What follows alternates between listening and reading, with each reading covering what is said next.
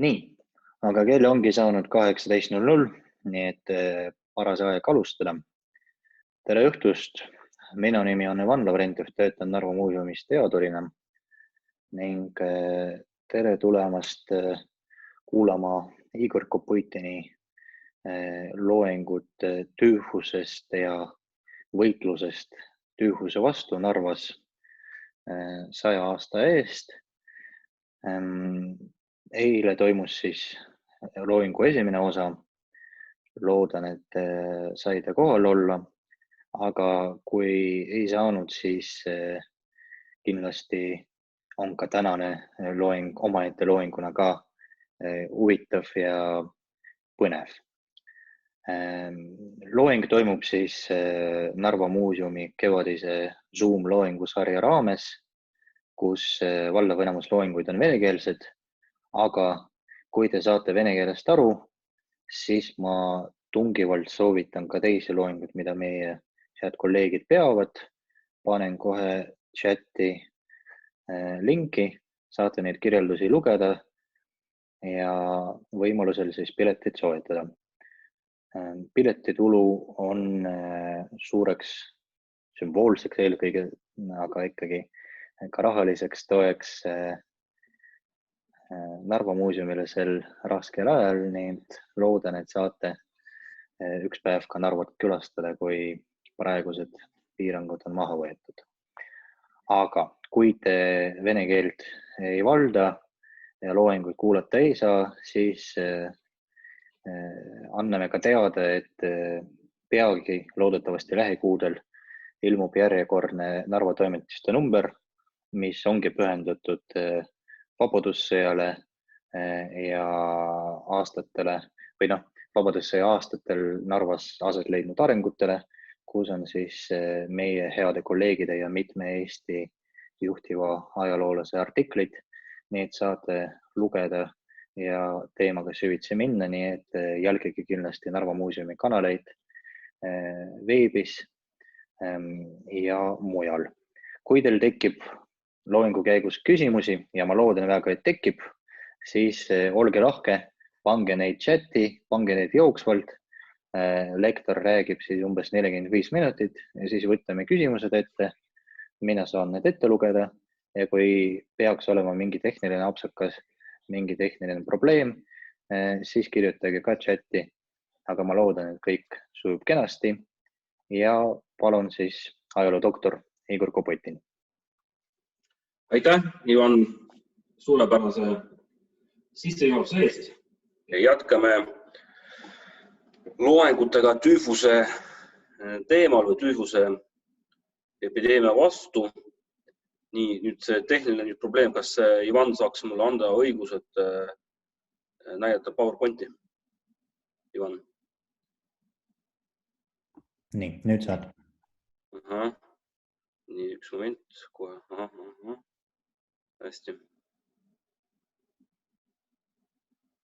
Nii. Hea küll. Siis kui eile me rääkisime tüüfuse epideemia vastu, siis võtame tüüfuse epideemia tekkeloost ja arengust, levikust Narvas konkreetselt siis detsember 1919 kuni siis märts 1920, siis praeguse tänase loengu raames käsitleme konkreetselt need meetodeid, mida võeti siis kasutusele võitluses tüüfuse epideemiaga Eestis ja konkreetselt Narvas alates 1. märtsist 1920 ja seda teeme kahe raviasutuse näitel, milleks on 5. ja 6. Vene hospital. Et kuidas need hospitalid siis Narvas loodi ja milline oli nende tegevus ja tegevuse tulemused, et sellest siis tuleb meie tänane loeng. Eile sai ka põgusalt räägitud karantiinist. Et karantiin siis oli kehtestatud Narvas liikumisel Ivangrodist Narva kesklinna, ehk siis üle sildade üle jõe.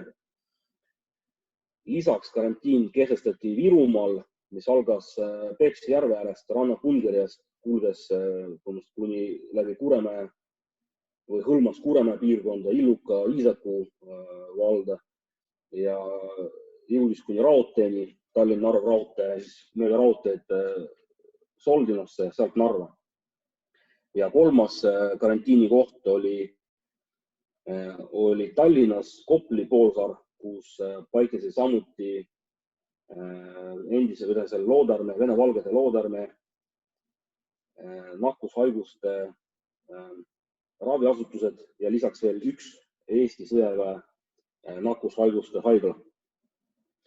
Väiksemad karantiinid olid tehtud ka mujal, näiteks Pärnus. Nad olid mõeldud karantiinilaagrid nendele, kes tüüfusepideemia ajal tahtsid Eestist lahkuda.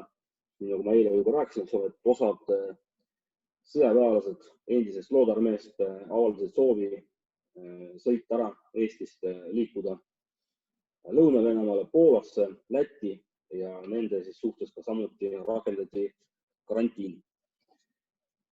Nüüd konkreetselt, kuidas tekkisid niinimetatud Vene hospitalid. Et oluline tähtpäev või aeg on sündmus toimus 22. jaanuaril 1920, mil kindral Glasenapi käskkirjaga likvideeriti Loodarmee. Ning minu arvates see aeg alates 22. jaanuarist kuni 1. märtsini 1920 oli tüüfuse epideemia koha pealt tegemist nagu tipphetkega, kus tüüfuse haigete arv tõusis nii, et Narvas võis iga päev surra tüüfusesse umbes 50 inimest. Et see oli ka tingitud sellest, et alates 22. jaanuarist mingisugune juhtimine Loodarme üksuste üle sisuliselt lakkas olemast. Moodustati 2 komisjoni, üks nendest oli Loodarme likvideerimiskomisjon, mis tegeles Loodarme varade, relvastuse, varustuse üleandmisega, asjaajamise lõpetamisega, finantsolukorra või finantside asjade lõpetamisega. Ja teine komisjon oli sanitaarkomisjon. Nüüd Loodarme sanitaarkomisjon üritas küll jätkata Loodarme juhtkonna otsused viia ellu võitluses tüüfusepideemia vastu, kuid nad ei toonud mingit kasu.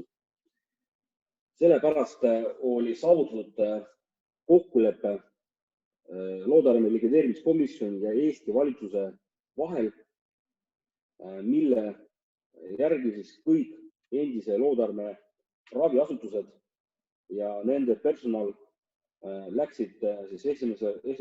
märtsist 1920 liikusid Eesti sõjaväe tervishoiu valitsuse käsutusse.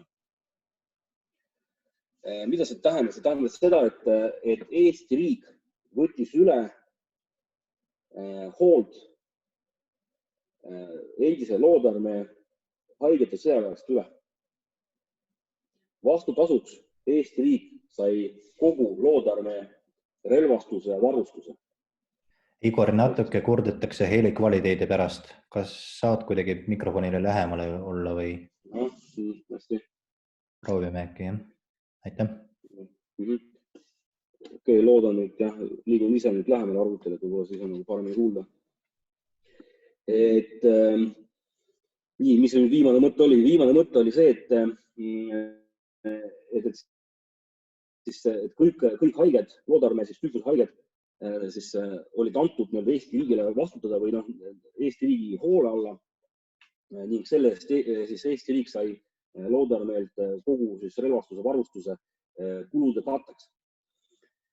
Sellepärast, ütleme niimoodi, et kui me räägime nüüd Eesti raviasutustest, siis keskmine juhtivorgan sõjaväemeditsiinis Eestis oli olnud Eesti sõjaväe tervishoiu valitsus, mille juhiks oli kuulus Eesti sõjaväearst Artur Losman, hilisem sanitaarkindral. Ning Eesti sõjaväe tervishoiu valitsuse all oli loodud Vene hospitalite osakond, mille juhtimise võttis enda kätesse kindral Losman isiklikult. Nüüd, mis Losman on teinud, oli see, et ta otsustas koheselt reorganiseerida kõik endise Loodarmee raviasutused. Selleks juba veebruari lõpus tehti siis vajalikud ettevalmistused.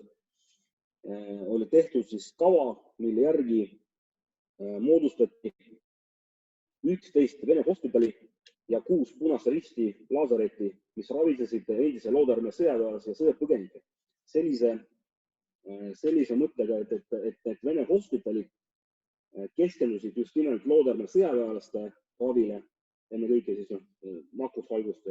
nakkushaigete ravile ja Punase Risti laasaretid tegelesid sõjapõgenike raviga.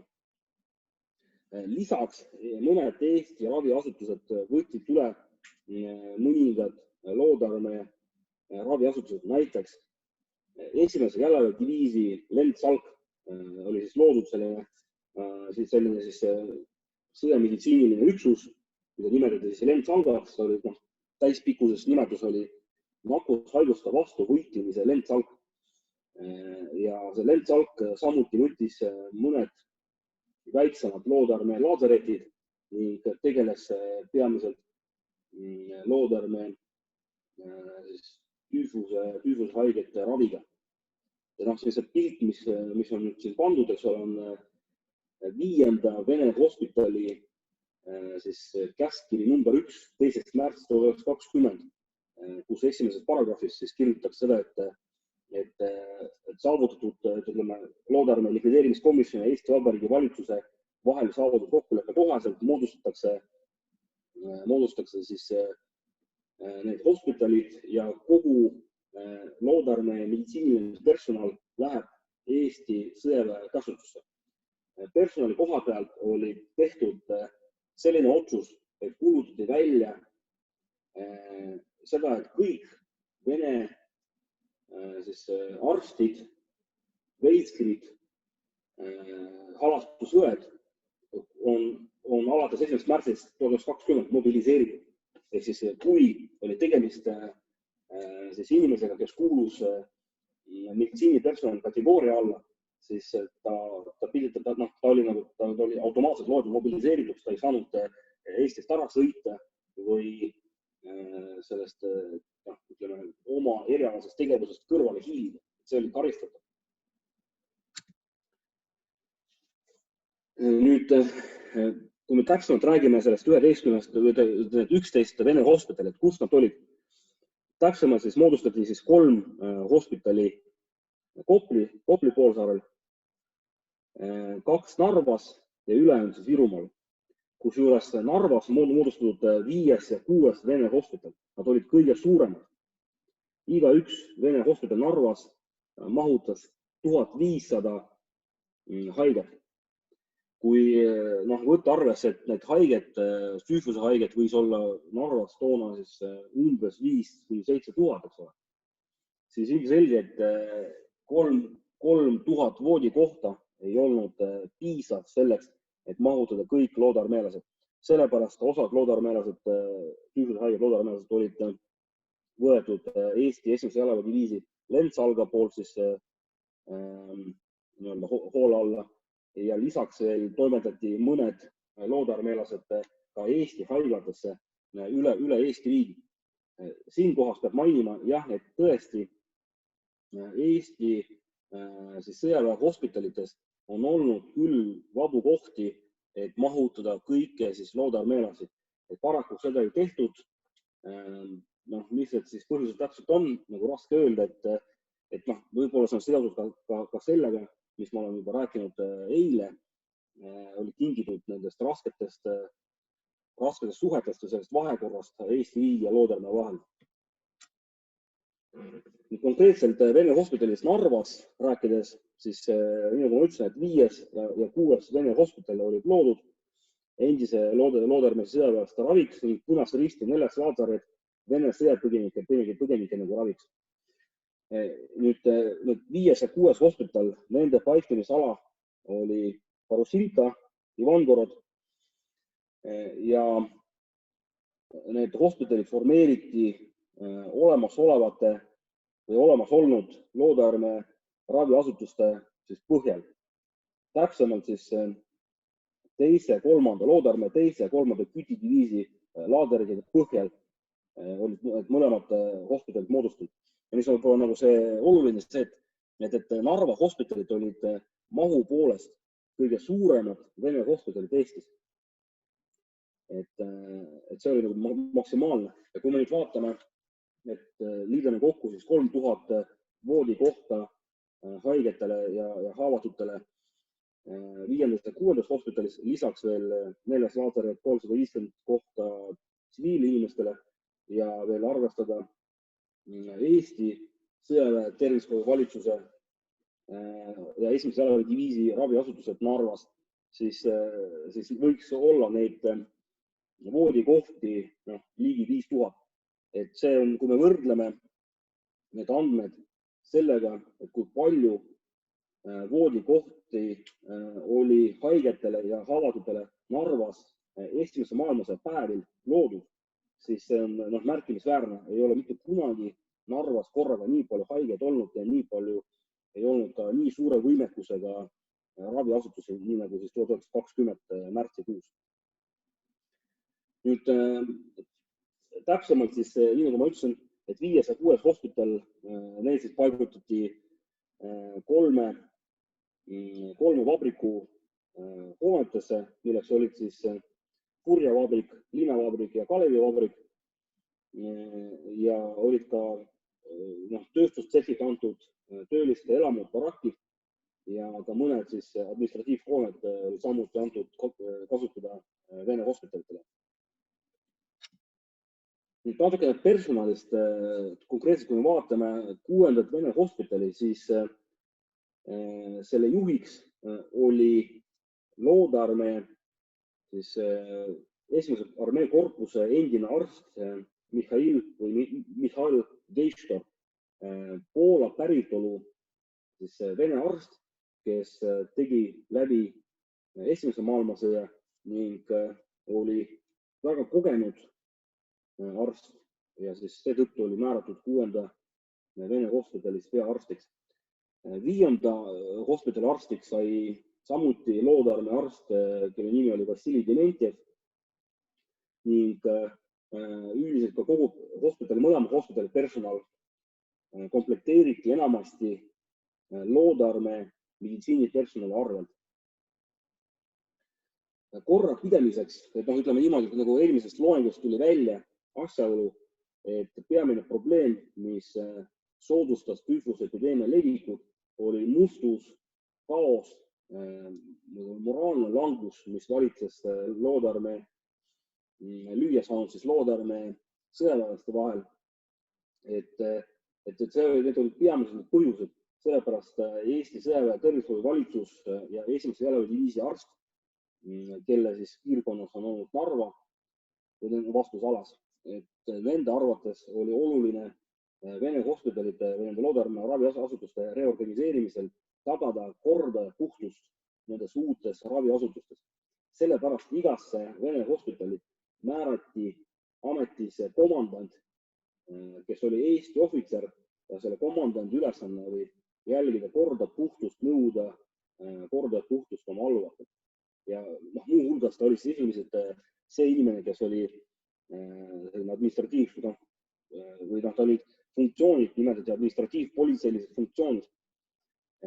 Ja juhul, kui olid tehtud siis olulised rikkumised, mis olid seotud distsipliini või mustuse ja selle korra vastu, siis puhtuse korra vastu, siis komandant võttis ühendust peaarstiga ja vajadusel võis ette kanda ka Narva garnisoni ülemale. Ja tal olid päris head võimalused olukorda mõjutada. 6. jalaväepolgus, 6. Vene hospitalis oli komandandiks 4. jalaväepolgu liikme Karl Tšilski, kes siis täitis seda komandandi ülesannet ja 5. hospitalis oli komandandiks Balti pataljoni siis ohvitser Kurt Fabricius. Ja nüüd enamus 6. hospitali personalist, nii nagu ma ütlesin, et koostasid endistest loodarmeelastest, näiteks konkreetselt 6. hospitali personal oli tegemist endise loodarmee teiste kütidiviisi laadserite personaliga. Kui me vaatame nüüd 6. Vene hospitali personali, et kes need inimesed olid kust kohast, siis tuleb päris huvitav vaatepilt. Sellel skeemil on näha nüüd kubermangud ja linnad, kust olid pärit 6. Vene hospitali personal, konkreetselt võetud 26. barak Borusinkal ja selle kohta on säilinud Rahvusarhiivis fond 970 siis andmed, mille kohta oli võimalik teha statistikat. Nüüd on näiteks statistika näitab, et kokku oli siis 45 inimest, neist üks arst, eks ole, üks arst, 2 veilskrit, 4 halastajaõde, 3 palati korrapidajat, 35 sanitari ning kui me vaatame, et kubermangud, kus nad pärit on, siis enamasti ongi kas Pihkva kubermangust, Petrogradi kubermangust ja ülejäänud on siis enamasti Kesk-Venemaa ja Lääne-Venemaa, siis Vene impeeriumi Lääne kubermangude siis aladelt tulnud inimesed. Aga huvitaval kombel ei ole mitte ühtegi Eestist pärit arsti või veilskirit selle hospitalis olnud. Küll, kui me vaatame üleüldise statistikat 5. ja 6. siis Narva hospitali kohta, siis tegelikult see koosseis oli üpriski rahvuslikult ei ole kirju, et olid meditsiinipersonal siis koosseisus on olnud nii vene rahvusest kui ka siis üksikuid poolakaid, lätlasi, eestlasi, baltisakslasi, armeenlasi, juute. Ja üleüldse muidugi see näitab ka seda, et ka kogu Vene-Valgete loodarmee koosseis oli rahvuslikult tegelikult mitmekesine. Et ta ei koostanud ainult venelastest. Ja lisaks sellele ka veel mingi arv ka eestlasi on teatavasti teinud loodarmee üksustest. Nüüd, nii nagu ma rääkisin eelmine kord, et jaanuar-veebruar 2020 oli probleemiks see, et ei olnud piisaval arvul sanitare, keda võiks kasutada Vene hospitalides. Ja kuidas nüüd siis lahendati seda probleemi märtsis 2020, et reorganiseeritud Vene hospitalides siis hakati määrama desarmeeritud ja laevu saadetud Vene-Valgete siis loodarmee üksuste sõjaväelasi sõdureid. Ühtlasi ka ohvitserid astusid vabatahtlikult, mõni küll sunniviisiliselt, astusid siis ühe või teise Vene hospitali teenistusse. Ütleme, konkreetselt see näide siin on toodud näiteks loodarmee 11. Vätka jalaväe polgu ülem, alampolkovnik Mihhail Hutkov, siis 1. märtsil 2020 sai 6. hospitali majandusülemaks. Et rohkem tema biograafiat saab teada Russian Estonia EU andmebaasilt, et lisaks veel pean ütlema, et 5. ja 6. Vene hospitalis on olnud ligi 20 ohvitseri, nende seas ka väeosa ülemad, kes on töötanud kas administratiivteenistajatena või on olnud isegi lihtsanitarid. Mõnikord on tõesti määratud mõnda Vene ohvitseri karistuse korras sanitarid, aga seda on dokumendi põhjal võib öelda, et seda on tehtud Tallinnas, Koplis paiknenud siis raviasutustes. Narvas seda nagu ei ole just nagu olnud. Nii et mõnes mõttes see näitab seda, et miks need ohvitserid siis astusid hospitali teenistusse, et see on mitu põhjust. Üks põhjus see, et mõni ohvitser tahtis jagada oma sõduritega seda rasket saatust, aidata siis võitluses tüüfuse epideemia vastu.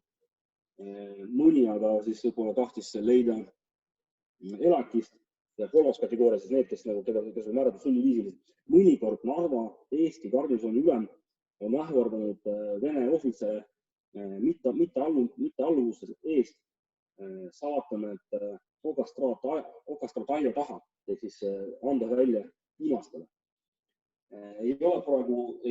Mul ei õnnestunud leida mitte ühtegi juhtumit, kui kus oleks see ähvardus täidetud. Küll on aga saadetud välja distsiplinaarkorras Eesti piiridest välja Venemaale lihtssanitare, kelleks olid siis loodarme sõdurid. Et kui on olnud probleemi distsipliiniga, siis mitte lihtsalt ei vallandatud need inimesi, vaid tõesti saadeti siis, anti välja siis punaste kätte. Nüüd, millised olid negatiivsed nähtused? Et 6. Vene hospitali personali statistika 2 kuu eest, siis märts ja aprill on selline, et kus 5 teenistujat keeldusid töötamast. 37 põgenesid Nõukogude Venemaale, 6 teenistujat vallandati hooletu suhtumise eest, 74 teenistujat deserteerisid, 14 läksid töölt ära metsatöödele ja 72 läksid töölt omal soovil. Kui arvesse võtta, et hospitali siis 6. hospitali personal kokku oli umbes 200 inimest, siis see statistika näitab, et see töö hospitalis ei olnud meie lakkumine. Et see oli ikkagi väga keeruline, pingeline, alati oli oht haigestuda, surra tüüfusesse. Et ka selle kohta on statistika olemas, kui nüüd Narva muuseumi toimetised nüüd ilmuvad selle aasta kevadel, siis saab sellest minu artiklist täpselt lugeda, mitu siis inimest personalist on haigestunud. Näiteks 5. hospitalis, kui nüüd mälu petta, on isegi võetud teenistusse siis arste, kes olid juba 1. märtsil ise tüüfusest nakatunud. Või siis näiteks 5. Vene hospitali kaotused halastaja õdedest oli pool siis halastusõdedest oli riigist väljas tüüfuse tõttu. Kes olid siis Vene hospitali, 6. Vene hospitali patsiendid? Et näiteks esimesel päeval võeti haiglasse vastu 1114 haiget, keda paljudati 7. barakki. Kokku siis barakkides oli 72 kuni 209 inimest ühe barakki kohta. Et üsna kitsad olud ikkagi. Ja igapäevaselt tegelikult võeti vastu sadu inimesi. Et 5. Vene hospital oli peamine, kus käis haigete liikumine.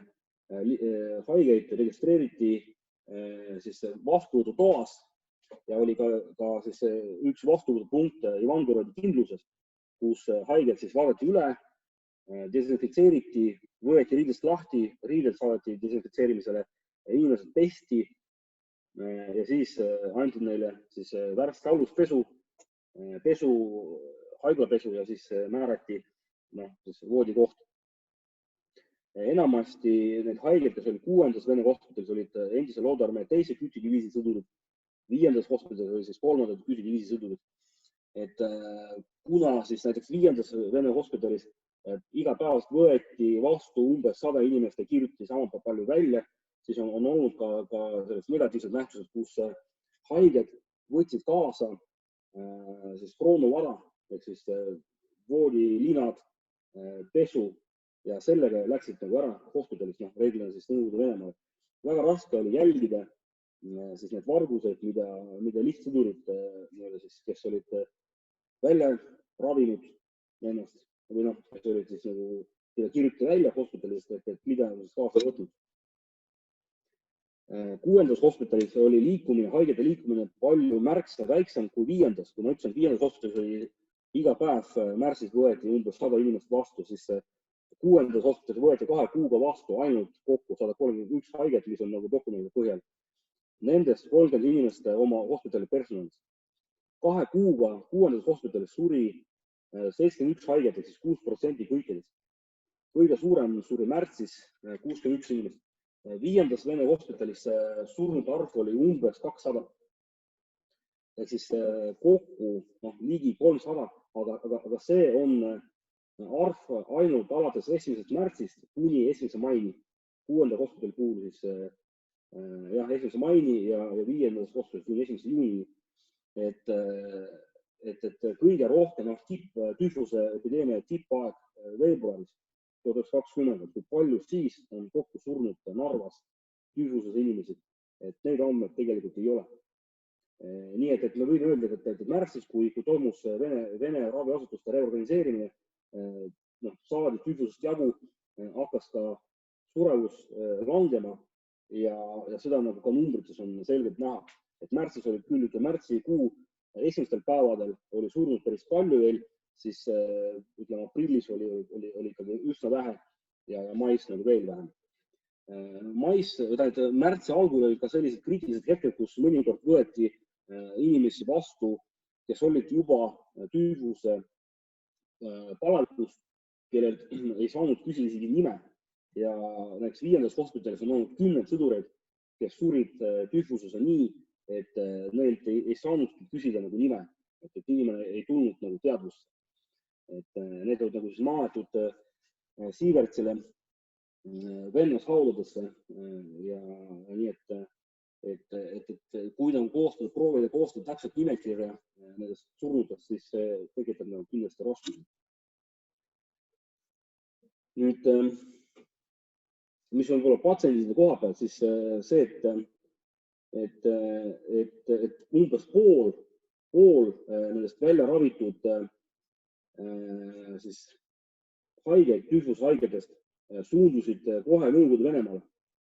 Et pool, see on ütleme niimoodi, et siin mul jäi vist sellel PowerPointil nüüd see number nagu välja, et kokku oli ravitud mitusada, mingisugune, kas ikkagi päris korralik arv haiget kokku siis võis läbi käia 6.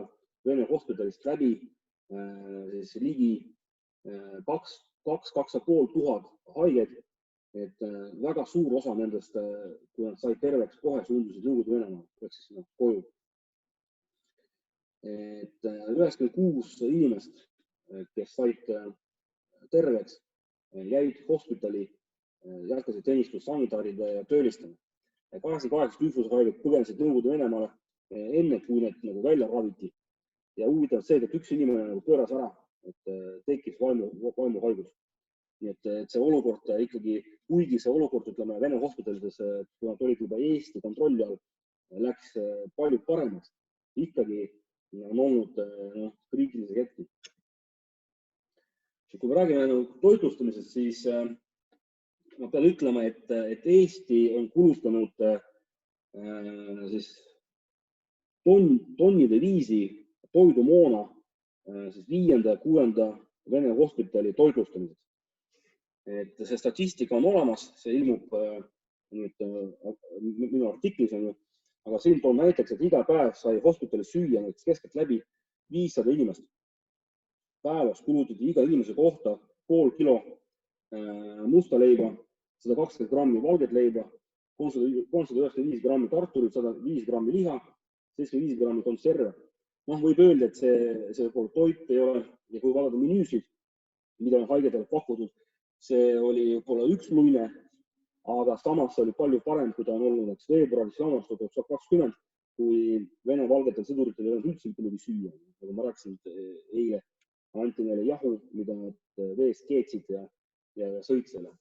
Nii et kahtlemata siin näiteks statistika või ütleme dokumendid ütlevad, et 5. Vene hospitalis korraga töötasid 12 välikööki ja lisaks veel minust 9 ahju, millel tehti süüa korraga. Et iga päev toitlustada siis 5. hospitalis. 5. hospitalis on siis üle 1000 kuni 1500 haiget, eks ole. Et see toidumoona arv, mida on kulutatud, siis oli tõesti nagu suur. 6. hospital hakati likvideerima juba 17. aprillil, ehk siis 1,5 kuud pärast selle töö algust, siis kui oli selge, et epideemia hakkab nüüd, või epideemia ohvrite arv on vähenenud ja olukord oli kontrolli alla võetud. 1. juuniks täielikult hospital likvideeriti, osad haiget anti üle 5. hospitale ja 5. hospital jätkas siis kuni aasta lõpuni, kus ta alates suvest 2020 hakkas vastu võtma ka Vene emigranti, sõjapõgenikke, samamoodi nagu siis ambulatoorsele ravile ja mitte ainult nakkushaiget, vaid ka nagu üleüldse. Huvitav see, et kui 6. hospitali likvideeriti, siis Narva garnisoni ülema käsul koheselt vahistati hospitali majandusülem. tema asetäitja ja toidulao hoidja süüdistatuna vargustes. Et ikkagi on olnud nagu probleemid, kus, nii nagu ma rääkisin, et kui haiged võtsid kaasa kroonavara, siis rahalise ressursse on omistanud ka endale hospitali administratiivpersonal ja selle eest need ka siis võeti nagu vastutusele. Et ka nagu siis, kui me räägime sõjaväe haigete siis rahalisest poolest, siis eile ka oli jutt nagu, et kust kohast on olnud, kust Vene sõduritel on olnud raha, et osta endale seda lumetäit Gruusiani. Et siin nagu statistika ütleb, et 6. hospitalis näiteks 844 sõdurit ei saanud 1. jaanuarist 2020 palka kokku summas 500 000 rubla. Et nii nagu ma ütlesin, et palka maksti Eestis olnud Vene valgetele osaliselt Eesti markadest. Et siis on see, et jah, et päris paljud ei saanud üldse nagu raha, aga mingid nagu ressursid nagu on liikunud. Näiteks dokumendidest tuleb välja, et Loodarmee likvideerimiskomisjon on andnud korralduse siis alles jäänud Vene valgete Loodarmee siis raha tuli hävitada põletamise teel. Nii et selle asemel see raha nagu maksta oma sõjaväelastele, seda raha lihtsalt nagu hävitada. Kuna ta muidugi ühest küljest ilmselt Loodarmee raha kaotas väärtuse siis, kui Loodarmee oli likvideeritud 22. jaanuaril. Nii. Nüüd, ja kui me nüüd võtame selle kokku, siis tahaks kõigepealt siis nagu öelda seda, et millised olid need meetmed, mis olid edukad, kuidas lahendati siis tüüfusepideemia. Ja nende meetmete hulka siis tuleb siis arvata sellised otsused. Esimene otsus, allutada kõik Vene raviasutused Eesti sõjaväe tervishoiu valitsusele, reorganiseerida Vene raviasutused 11 Vene hospitaliks ja 6 Vene latsaretiks, tagada kord ja puhtus nendes asutustes, kus kõik sõjaväelased siis pesti, desinfitseeriti. Lisaks veel kasutati Ameerika Ühendriikide Punase Risti desinfitseerimissalgad, mis kohale jõudsid desinfitseerimissalgad, kelle ülesanne oligi siis koguda kokku tüüfuse haiget ja desinfitseerida neid. Järgneva siis see rahaline ressurss, mida eraldati 5.–6. hospitale, see oli märkimisväärne, et selle raha eest oli näiteks paigaldatud aknaklaasid siis nendes ruumides. Ruumides läks palju paremaks nende soojustamine. Toitlustamine, siis haigete toitlustamine läks palju paremaks, et oli süsteemne korrapärane toitlustamine 3 korda päevas, hommikul, lõuna ajal ja õhtul ning see andis haigetele jõudu. See toitlustamine võib-olla oli ka see veel, et oli ka mõeldud toitlustamine siis suurendatud norm, tavaline portsjon ja siis nõrkadele, siis, kes ei saanud siis normaalselt süüa, et neil oli ka vähendatud norm. Et nüüd, mis nagu veel lisada, et lisaks Vene personalile, keda mobiliseeriti ja rakendati siis võitluses tüüfusepideemia vastu Narvas, ühtlasi ka Ameerika Ühendriikide Punase Risti organisatsiooni kaudu Narva on saabunud halasteõed Riiast. Nende arv on küll suur, aga see oli ka ikkagi abi, kus olid kvalifitseeritud, välja õpetatud, koolitatud inimesed, kes tulid siis appi. Kuigi need meetmed olid kõik nagu õiged ja suudeti siis tagada korda ja puhtust, siis ikkagi võib lugeda dokumendidest, et isegi aprillikuus on olnud ka mustusega probleeme, millele on tähelepanu juhtinud nii siis hospitalide peaarstid kui ka siis komandandid. Aga igal juhul, et kui need meetmed siis võeti ja need siis viidi ellu, siis sisuliselt 2 kuuga või 1,5 kuuga tühjusepideemia Narvas oli võidetud. Ja üks asi ka muidugi karantiin on ju, et karantiinist kinni pidamine nendest reeglitest, et see oli samuti ka see meede, mis oli ühest küljest karm, tekitas nagu teravusi, aga see tagab seda, et see tüüfus ei läinud, ei väljunud nendest tüüfuse epideemia kolletest ja jäi nagu siis ainult piirkonnid. Et see kindlasti nagu tagab seda edu. Nüüd mõnikord selle, kirjanduses võib leida ka sellised väited, kus süüdistatakse Eesti poolt selles, et nad ei võidelnud siis innukalt selle epideemia vastu või kuidagi nii. Et see ei vasta tõele, nagu dokumendid näitavad, siis Eesti pool on teinud alates 1. märtsist kõik endast sõltuvad selleks, et epideemiad lõpetada. Ja nüüd natukene statistikat võib-olla, et Eesti pool oli huvitatud sellest, et epideemia ei läheks üle Eesti tsiviilelanikele ja Eesti sõjaväelastele. Ja statistika kohaselt on nii, et kokku haigestus siis Eesti sõjaväelasi umbes, see on täpne arv, aga see oli 1800 millegiga, 1890 inimest oli haigestunud tüüfusesse Eesti sõjaväelasi ja suri mingi 196.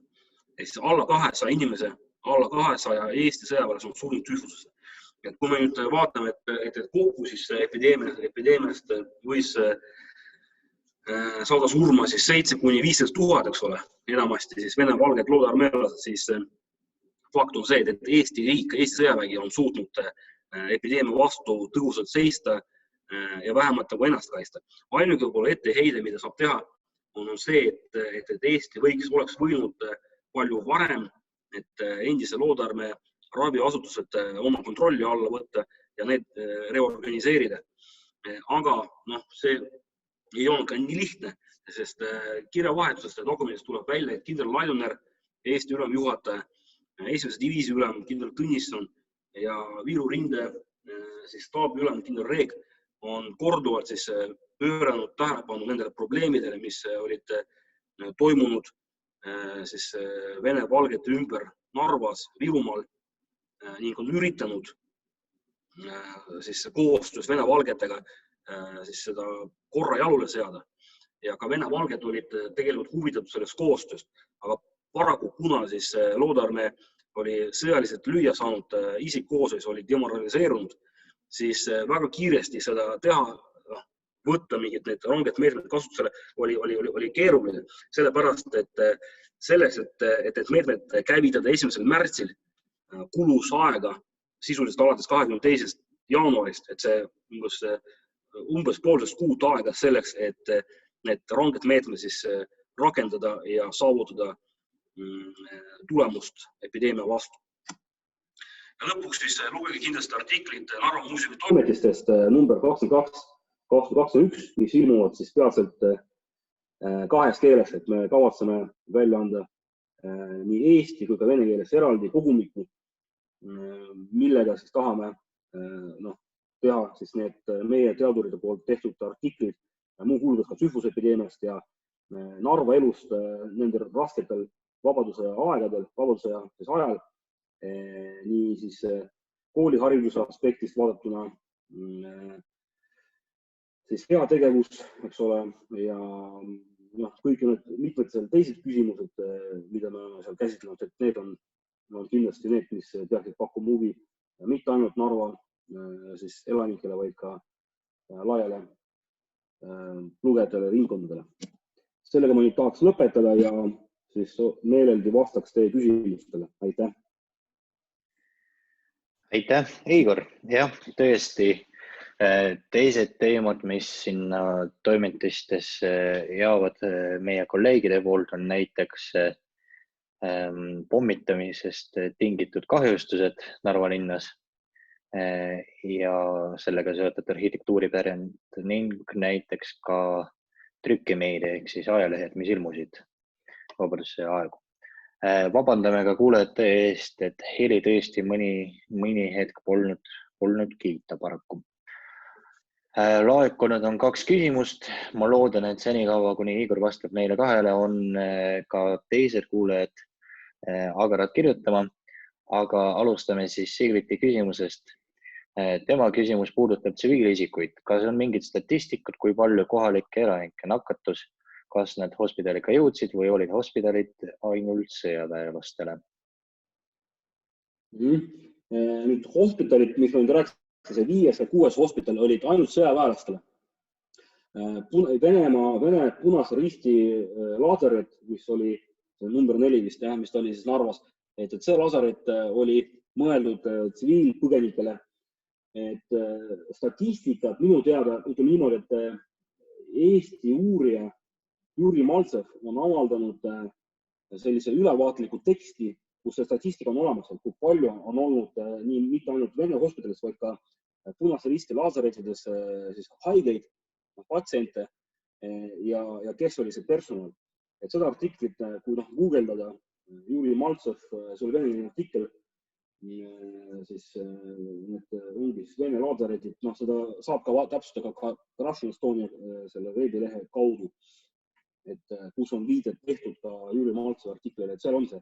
Aga mida ma tahan öelda, et täpselt või korralikku uurimust sõjapõgenike seas levinud või mitte ainult, et sõjapõgenike seas levinud tüüfusepideemiaga seoses või üleüldse, et sõjapõgenike teemad on uuritud vähe. Mingid tekste on loonud ka siis praeguseks lahkunud meie seast professor Isakov, tema teostes on mõningad siis infokillud, aga süsteemselt sõjapõgenike üldse eluolu, nende staatus ei ole kahjuks Eesti ajaloolaste poolt uuritud. Aitäh. Professor Isakov on siis teatavasti olnud väga suur Vene diasporaa uurija ja Narva päritolu mees ise. Olga küsib mõneti päevakajaline küsimus selline, millised kaitsevahendid olid kasutusel hospidalide töötajatel selleks, et mitte nakatuda? Jah, see on hea küsimus, et ma ei ole kuskil kohanud, et mingit maski oleks kasutatud. Et nende vahenditega oli ka probleemid, sest ütleme, et endise Vene valgete loodarmee poolt need Vene hospidalid Narvas ei saanud praktiliselt mitte midagi. See arv, see oli niimoodi, et ei olnud piisav arvul tekke, madratseid, ei olnud linu, voodipesu, et see kõik anti Eesti poolt.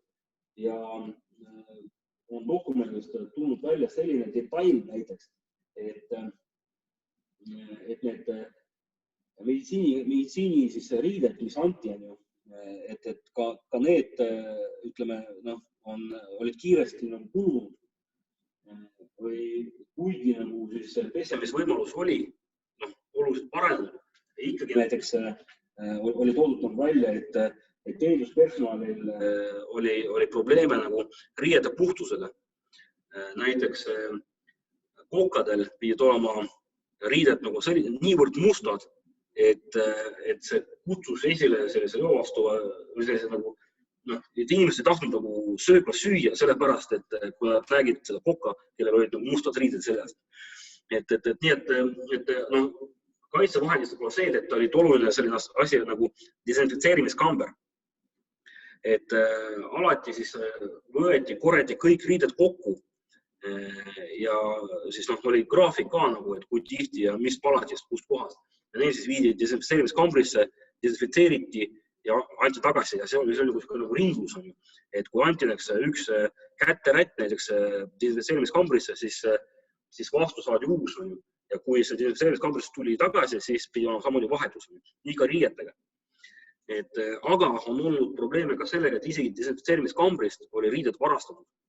Nii et jah, et kaitsevahendide koha pealt mina ei ole dokumendist midagi kohanud, et kuigi jah, et see mälestustes tuleb välja see, et näiteks kui on tehtud ringkäike hospitalides, siis tüüfuse palavikus olnud haiged on määratsenud ja on poetanud siis need tüüfuse täisid siis teistel inimestel krae vahele. Ja siin on ka lugu siis esimese Eesti jalaväediviisi peaarstiga, kelleks oli kindral Jervan, kes nakatus Vene hospitali ringkäigul, kus üks valge kaartlane kas poetas talle krae vahele selle täi või sülitas talle näkku. Et see on selline umbmäärane, täpselt ei tea, mis seal juhtus. Fakt on see, et ringkäigul kindral Jervan nakatus tüüfusest, aga ta sai sellest põdes läbi ja jäi ellu. Siin tähendab seda, et kui see on olnud ka kindralitega, kindral Ježevski, Kazimir Ježevski suri tüüfusesse samamoodi ringkäigul, et järelikult neil ei olnud mingid normaalsed kaitsevahendeid, et ennast kaitsta nende tüüfuse haigete vastu, kes mõnikord käidusid ebaadekvaatselt. Ja selle looga hästi haakub järgmine küsimus. Kas on teada, milline oli meelsus, kui teatati karantiinist? Vot jah, paraku need dokumendid, mis annavad mingisugust reflektsiooni riigi või asutuste poolt rakendatud meetmetele, et need dokumendid on väga vähe. Et enamasti arhiivis on säilinud need dokumendid, mis on ülevalt alla, mida riik, mida armee tahtis nõudis kodanikelt. Aga kuidas kodanik sellest aru sai, seda oli üsna vähe. Igal juhul näiteks Virumaal oli öeldud näiteks 3. diviisi ülema käsuga oli kirjas, et näiteks kogunemised, rahvakogunemised olid keelatud ja siis oli ähvardatud trahvidega. Narvas ähvardati sellega, et need, kes karantiinis kinni ei pea, need saadakse Venemaale. Loodarmee sõdurid ise väga paljud tahtsid minna Venemaale. Aga mõne ohvitseri või ametniku kohta, et see oli kindlasti, et ei olnud soovitav. Kui palju reaalselt karistati inimesi, näiteks mitu inimest selle karantiini või siis karantiini rikkumise eest või distsipliini rikkumise eest või seoses sellega, et nad ei hoidnud puhtust, et kui palju tegelikult siis karistati, et kahjuks sellist statistikast mul ei ole. Aga muidu olid ette trahvid ja väljasaatmine Eesti riigi territooriumilt. Aitäh, võtame järgmise küsimuse ette. Kas oskad öelda, kus Punase Risti laaserit Narvas asus ja kas seal raviti vaid sõjapõgenikke või siis ka Narva tsiviilelanikke? Jah, et ma kahjuks ei ole seda Punase Risti laaseriti üldse vaadanud. Ma ei tea täpselt, kus ta asus. Seda peab täpsustama. Et lisaks ma tean, et mõned Loodarmee raviasutused olid niimoodi, et kõik ei olnud Ivangorodis. Mingid väiksemad olid ka Narva linnas, need aadressid tegelikult olemas. Näiteks kui esimese jalaväediviisi Lendsalk on võtnud üle siis ühe Loodarmee raviasutuse, siis ta oli Narva kesklinnas. Ja nüüd, mis puudutab Narva elanike, siis see on omaette küsimus, mida peab üldse eraldi vaatama, et teatavasti Eesti sõjaväe, esimese jalaväediviisi sõjaväe hospital oli Kreenholmi manufaktuuris, aga nüüd tsiviilkoha pealt, et näiteks Narva meditsiiniuurija Stanislavski, vist ta nimi oli, et tema raamatus tuleb välja, et just kui terve linna peale, kogu Narva peale, tüüfusepideemia ajal oli ainult üks linnaarst ja see oli naisarst, üks inimene. Et ma tõesti, ma ei oska öelda, ma ei taha uskuda, et nii on olnud, et üks tsiviillinnaarst terve linna peale.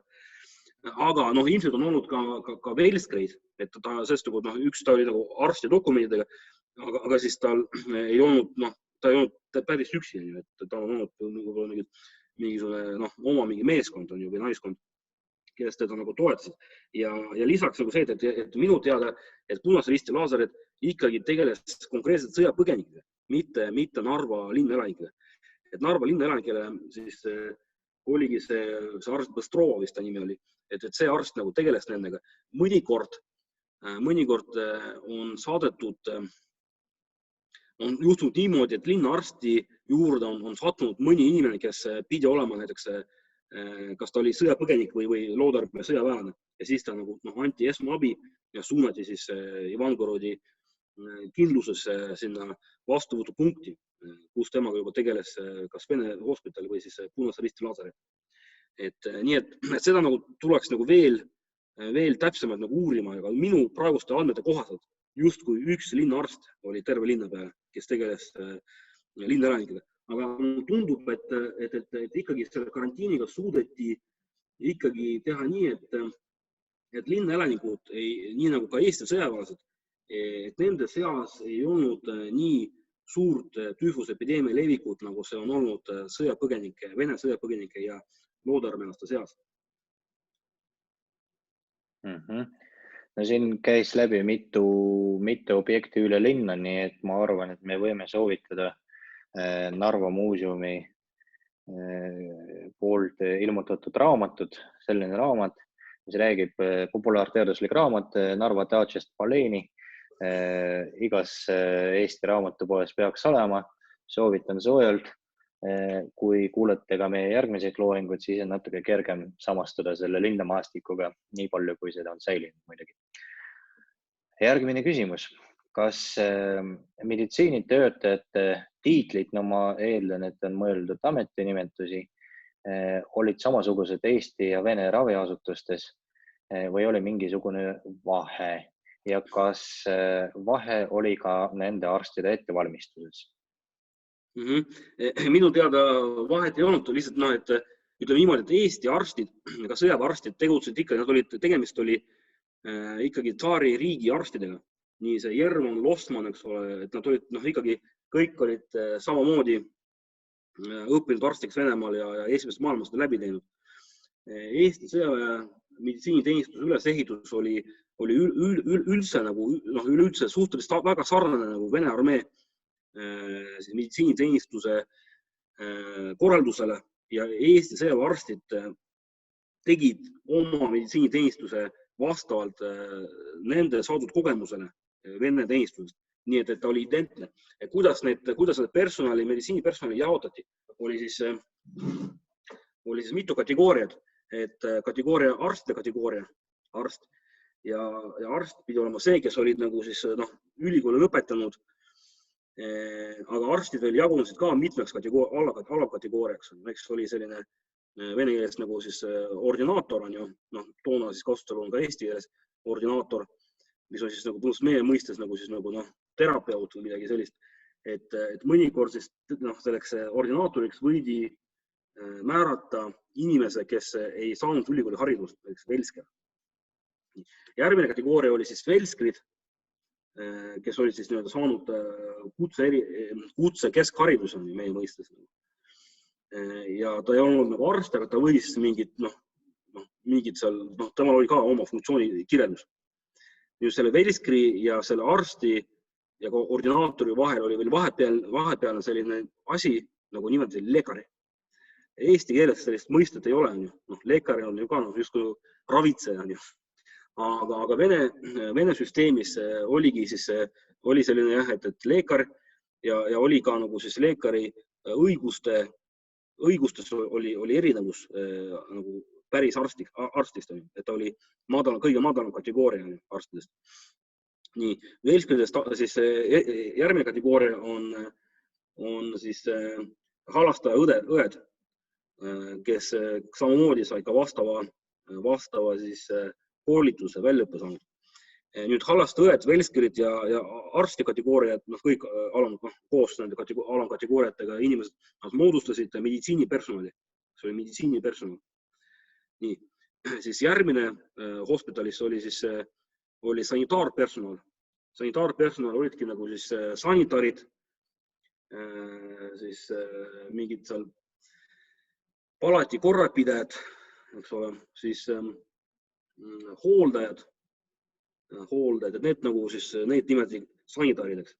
Ja viimane kategooria oli siis administratiivpersonal, kuhu kuulus siis töölised, kes tegid näiteks soojaks, on ju, kes pidid hoolitsema hospitali taristu eest, et töökomando Vene hospitalis ikkagi ta oli sisuliselt kompanii suurune üksus, et see oli 100–150 inimest ja neile iga päev neile määrati siis toimkonnad, et köögitoimkond, taristu mingi toimkond ja kõike muud.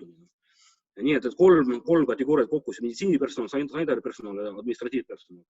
Et need on siis kolm peamist. Et meditsiinipersonal jagunes arstideks, verskriteks ja halastajaõdedeks. Väga detailne sisevaade. Järgmine küsimus. Milline oli arstide, sõdurite, Punase Risti pool saadetud abipersonali suhtluskeel?